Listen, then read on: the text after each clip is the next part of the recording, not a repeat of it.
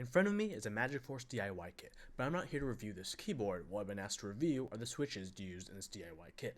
The switches used are Jailhouse Blues. Described as an in-between of browns and ergo clears, how do these switches really stack up? But before that, I'll start with the elephant of the room, which is the Magic Force DIY kit. The owner of this kit and these switches told me he uses this DIY kit to test out how switches feel when they're mounted on a plate. In my opinion, he probably could have used a better plate in case combo to try switches with, but it's what he has available and it's cheap.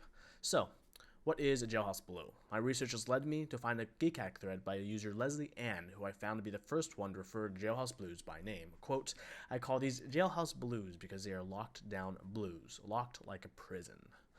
How are the blues locked down? For those of you who don't know, there's a slider mechanism for a clicky switch for blues and greens, and all you do for this mod is you take a small O-ring and insert it between the two parts, and voila, there you go.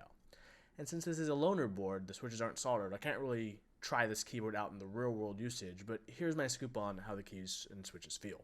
Evans, the creator of the minivan, claims this is how tactile switches should feel. I highly disagree with that statement, but I understand where he's coming from. This is pretty uniquely different from most Amex-style tactile switches. In fact, I'd say this is a good equivalent to Matthias Quiet Clicks. The travel distance is shorter due to the O-rings being there, and the spring tension is higher as well. An alternate solution that was used on the Geek Hack thread was using a very thin wire instead of an O-ring for a similar effect. It does also shorten the throw, which is the total distance traveled, which is by a bit, which isn't too bad, but not something I'm personally a fan of.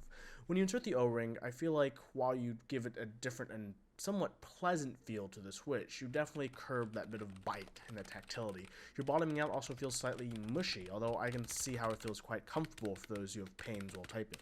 With the right combination, these switches can make a pretty quiet keyboard. This isn't a mod I'd look forward to doing in the future, but I think it's quite interesting how it's in its current iteration.